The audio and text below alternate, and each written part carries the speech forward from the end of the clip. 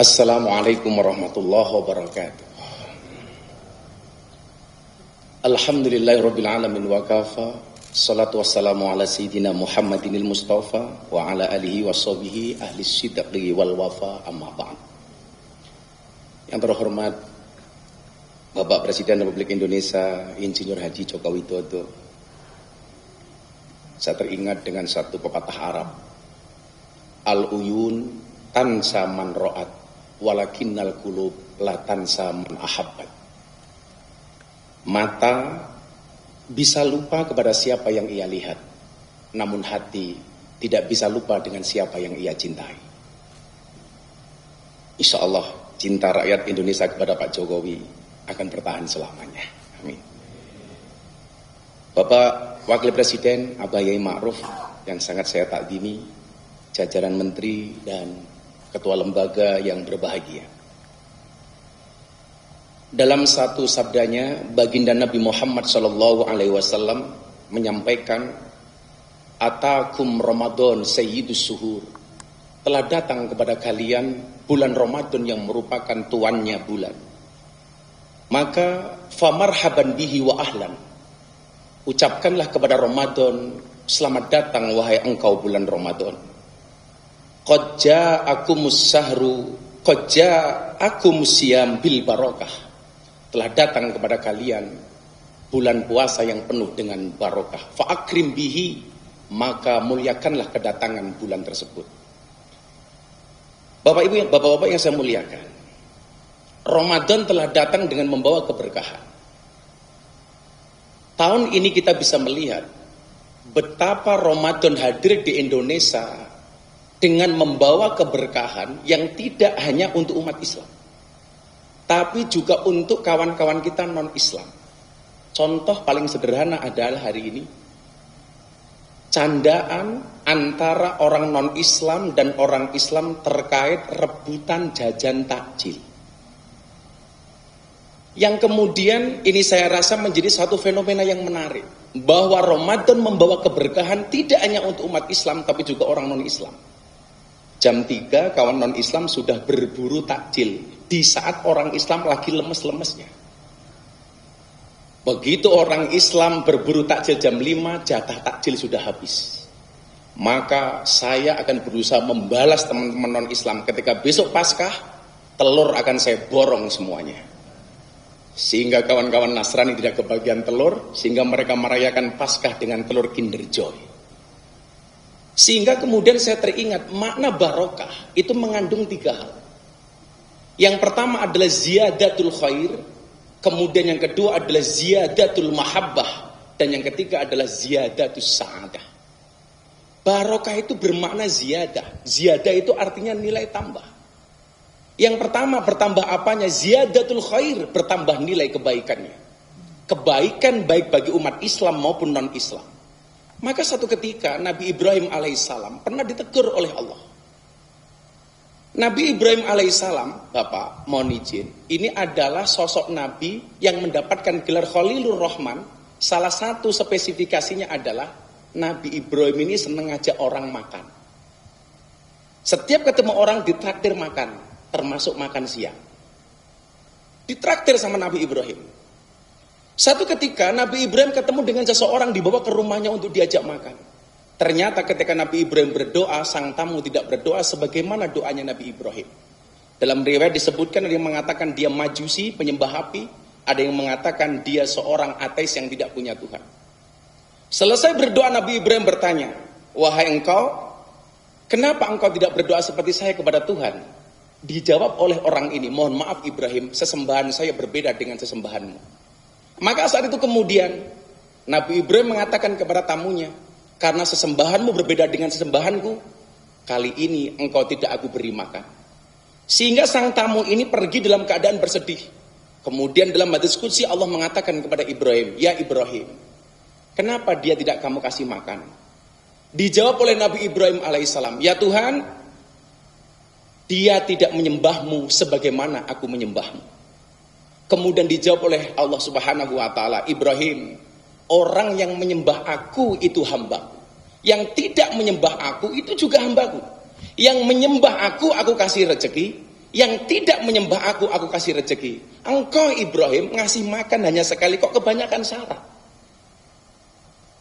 Ini menunjukkan bahwa keberkahan Islam sebagai rahmatan lil alamin tidak hanya berbagi kepada orang Islam, tetapi kepada mereka yang non-Islam.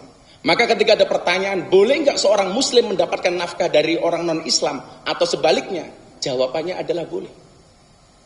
Beberapa waktu lalu saya sampaikan di hadapan kantor DPP PAN, di hadapan Bapak Prabowo, contoh yang paling konkret, orang Islam boleh menerima atau boleh memberi ketika Nabi Musa alaihissalam dibesarkan di kerajaan Fir'aun. Bapak mohon maaf, Musa ini lahir di zaman Fir'aun, yang Fir'aun ini sangat percaya dengan peraturan dukun. Dukunnya ini membuat peraturan, siapapun bayi yang lahir dalam keadaan laki-laki maka harus dibunuh. Ibunya Nabi Ibrahim galau, mohon maaf, ibunya Nabi Musa galau karena bayinya laki-laki. Maka kemudian atas petunjuk Allah, bayi ini dihanyutkan di sungai, kemudian mendarat di belakang kerajaan Fir'aun. Ditemu oleh istrinya namanya Siti Asyah. Dibawa pulang oleh Siti Asyah ke dalam kerajaan Fir'aun. Fir'aun melihat, bertanya kepada Siti Asyah, wah Asyah, siapa yang kamu bawa? Bayi, laki-laki perempuan, laki-laki. Fir'aun marah, Pak, bunuh. Dijawab oleh Siti Asyah, nggak bisa Mas Fir'aun. Kenapa nggak boleh kamu bunuh? Karena bayi yang bisa kamu bunuh adalah bayi yang kamu cari. Sementara bayi ini datang sendiri. Delalah Pak, Fir'aun manut. Maka sejarah mencatat, sejak saat itulah laki-laki kalah sama istri Pak. Makanya saya benci dengan Fir'aun bukan karena dia ngaku Tuhan Pak. Tapi gara-gara peristiwa itu kita kalah sama istri Pak. Mohon maaf ya Bu. Karena saya memahami betul perempuan itu karakternya satu. Kalau disakiti nggak pernah lupa, kalau menyakiti nggak pernah ingat. Itulah perempuan Pak. Tumbuh berkembangnya Fir'aun, mohon maaf, tumbuh berkembangnya Musa di kerajaan Fir'aun, itu dinafkahi oleh Fir'aun. Ini menunjukkan apa? Jangankan kepada oleh orang non-Islam yang berbagi dengan kita, orang yang ngaku Tuhan sekalipun masih boleh berbagi dengan kita. Begitu juga sebaliknya. Kemudian yang kedua, keberkahan itu bermakna ziyadatul mahabbah, bertambahnya nilai cinta dan kasih sayang. La tadkhulunal jannata hatta tu'minu wa la tu'minu hatta tahabu. Sekali-kali kamu tidak akan masuk surga kata Allah, sehingga kamu beriman, dan ciri orang beriman itu adalah orang yang memiliki rasa cinta dan kasih sayang. Satu saat umatnya Nabi Musa alaihissalam dilanda kekeringan panjang, sehingga banyak warganya, umatnya Nabi Musa yang meninggal dunia karena kelaparan. Saat itu Nabi Musa mengajak umatnya untuk melaksanakan sholat istisqa. Sekali sholat istisqa, Allah belum berkenan menurunkan air hujan. Kedua kalinya sampai ketiga kalinya belum juga turun air hujan. Maka kemudian yang terjadi adalah Nabi Musa mengatakan kepada Tuhan, Tuhan, sudah 3 kali kami sholat istisqa, kenapa engkau tidak menurunkan air hujan? Dijawab oleh Tuhan, Musa, aku tidak mungkin menurunkan air hujan kepada kalian selama ada di antara umatmu yang tidak akur, tidak rukun, saling bermusuhan, apapun persoalannya. Maka kalau engkau menginginkan aku menurunkan air hujan, jadikan umatmu umat yang rukun. Jadikan umatmu umat yang akur, sehingga membawa rahmat untuk umatmu. Itu artinya kalau bangsa ini ingin mendapatkan rahmatnya Allah, gak ada alasan apapun bagi kita, apapun masalahnya, kecuali menjaga kerukunan. Coba kita melihat bagaimana kisah seorang badui datang ke masjidnya Nabi kemudian kencing di dalam masjid. Semua sahabat marah kepada sang badui, dimaki, dihina, dicaci. Hanya Nabi yang tidak mencaci si badui. Karena dicaci maki, kemudian si badui ini mengangkat kedua tangannya, kemudian dia berdoa kepada Allah Subhanahu wa taala, Allahumma arhamni wa Muhammadan wa la tarham ma'ana ahadan. Tuhan, kata badui, orang yang ada di sini yang engkau kasih cuman aku sama Muhammad. Yang lain enggak wahai Tuhan. Kenapa? Karena yang lain mencaci saya, kata badui. Yang lain mencaci Muhammad tidak wahai Tuhan. Maka yang perlu engkau kasih hanya aku dengan Nabi Muhammad. Mendengar jawaban doa si badui ini, Nabi kemudian bersabda, laqad tahajjar tawasian. Badui, kamu itu egois. Kamu itu egois. Rahmat Allah itu untuk siapapun. Kalau pola pikirmu seperti itu, berarti kamu mempersempit rahmatnya Allah. Kadang-kala kita egois, mempersempit rahmatnya Allah. Ketika kita berbuat salah, kita tahu bahwa Allah itu Ghafir, maha pengampun. Tapi ketika orang lain salah, kita mengatakan syadidul iqab, bahwa Allah itu maha pengazab.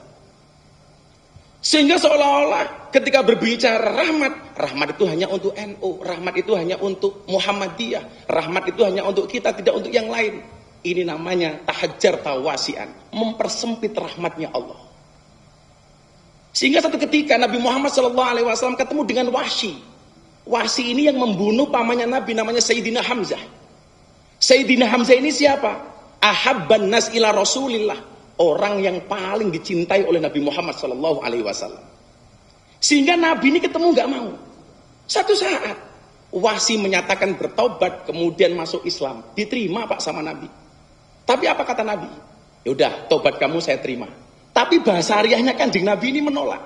Kamu tobatnya saya terima, tapi tolong jangan sering-sering ketemu saya. Jadi kita itu harus sadar diri, Pak. Kalau memang kita itu dengan orang itu kira-kira senang sama kita tapi jengkel kalau ketemu kita, ya jangan ketemu, Pak. Makanya saya sering bilang, percaya diri itu penting, tapi sadar diri jauh lebih penting.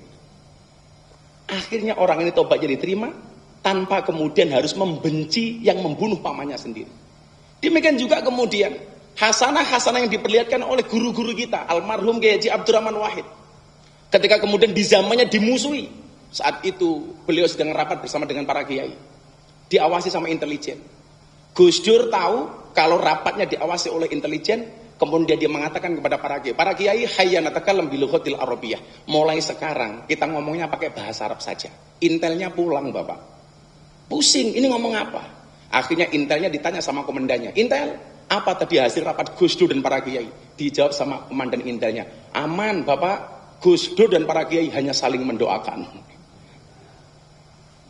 Hasanah-hasanah inilah yang kemudian membalas kejelekan orang lain dengan kebaikan yang bisa kita lakukan. Ini namanya ziyadatul mahabbah, menambahkan rasa cinta dan kasih sayang. Kemudian yang ketiga adalah ziyadatus sa'adah, bertambahnya nilai kebahagiaan. Tentunya dari semua proses yang kita alami hari ini, tinggalkan semua kesedihan, kita sambut dengan kesenangan.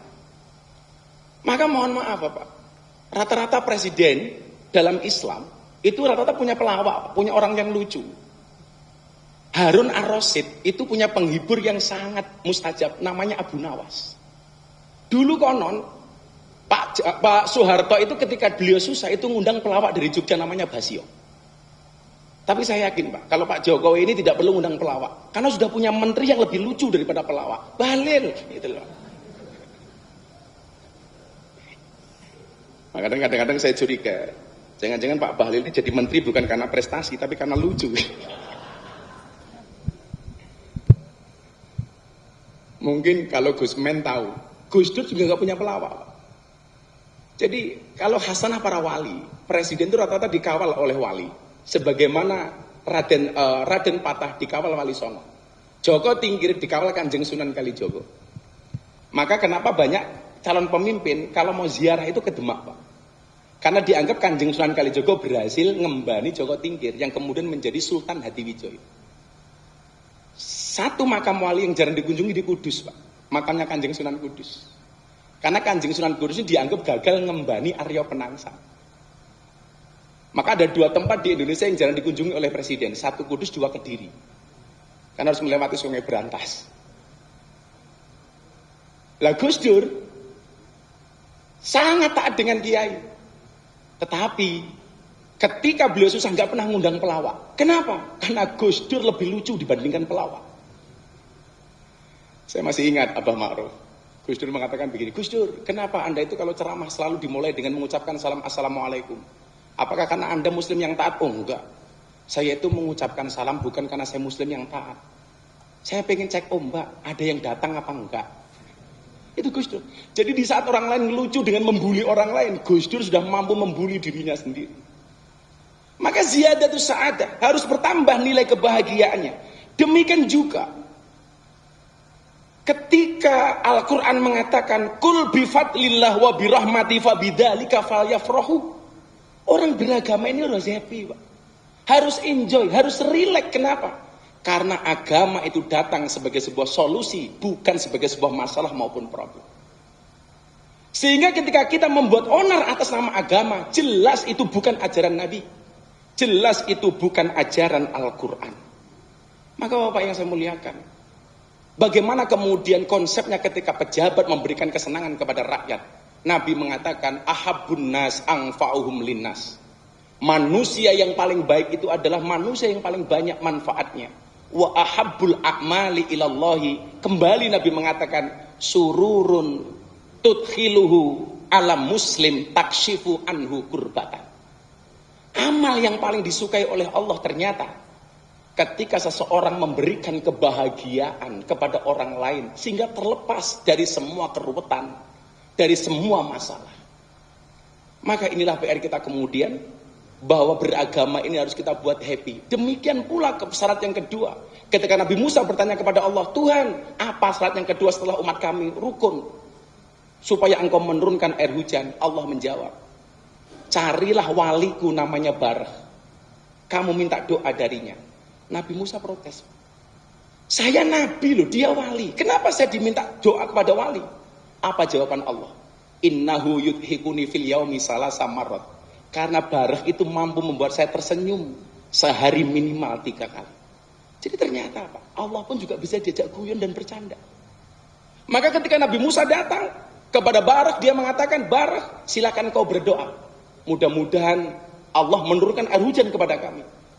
Apa doa yang dibaca oleh Barah? Ya Allah ya Rob, apa air hujan itu sudah tidak taat kepada engkau sehingga tidak mau turun kepada umatnya Nabi Musa?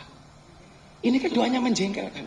Apakah air hujan itu sudah tidak taat kepada engkau sehingga sudah tidak mau turun ke umatnya Nabi Musa alaihissalam? Saat itu juga kemudian Allah tersenyum, kemudian menurunkan air hujan. Maka suasana kekeluargaan, kerukunan, persatuan setelah kita melewati proses demokrasi yang panjang, tentunya harus kita jaga sehingga membawa rahmatan untuk Indonesia. Amin Allahumma amin. Bapak yang saya muliakan, akhirnya mari kita minta kepada Allah, berdoa bersama-sama, karena manusia punya masalah, Allah punya solusi. Manusia punya kendala, Allah punya kendali. Tugas manusia mengangkat kedua tangan, sisanya biarkan Allah yang turun tangan. Maka ciri orang beriman yang ketiga adalah wa ala rabbihim yatawakkalun. Orang beriman tawakalnya hanya kepada Allah. Yang ngomong masalah tawakal, Bapak Presiden mohon izin. Gus Dur punya cerita, ada kiai yang suka berburu. Hari Jumat dia pergi ke hutan, kemudian membawa senapan, ketemu harimau, Pak. Harimaunya ditembak sama kiai, dar, ternyata harimaunya kebal, Pak. Yang terjadi pelurunya habis, gantian Pak Kiai dikejar sama harimau. Kiainya lari, Pak, ketemu jurang, pilihannya cuma 2. Dia lari terus masuk jurang, kembali dimakan sama harimau. Akhirnya Kiai ingat dengan Al-Anfal ayat 2, orang beriman tawakal hanya kepada Allah. Mata ditutup, tangan diangkat, dia berdoa, ya Allah ya Rabb, kalau saya harus mati dimakan harimau, tolong matikan aku dalam keadaan husnul khotimah. Begitu matanya dibuka, ternyata harimaunya nggak makan Kiai, justru mengangkat kedua kaki depan harimau. Pak Kiai bertanya, harimau kenapa kamu nggak makan saya? Harimau menjawab, yang sabar Pak Kiai, saya juga sedang berdoa. Kemudian Kiainya bertanya, harimau kamu berdoa apa? Allahumma barik lana. Doa makan Kiai.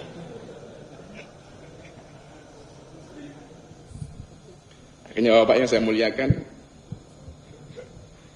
sebelum kita berdoa, saya ajak semuanya untuk kirim hadiah Fatihah untuk sahabat-sahabat kita di Palestina. Untuk sahabat-sahabat di Gaza, Palestina, Al-Fatihah.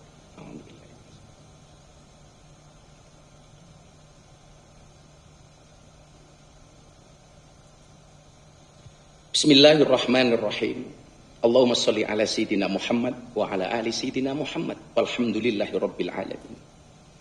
Allahumma inna nas'alukal quwwah wal istita'ah fi siyami syahri Ramadan. Bidzalika syahril karim binaili lailatil qadari kulla lailin birahmatika ya Allah wa bi syafaati rasulika syafi' wa bi barakati ashabil karamah ashabil barakah wal anwaril asrar bidzalika ya Allah fauzan azima fauzan azima fauzan azima hatta nilna husnal khitam husnal khotimah, husnal khotimah, husnal khotimah. Ya Allah, jadikanlah negeri kami sebagai negeri yang maju yang Engkau ridhoi. Jadikanlah bangsa kami sebagai bangsa yang soleh dan taat pada kehendak-Mu. Berikanlah petunjuk jalan yang lurus untuk pemimpin-pemimpin kami, ya Allah.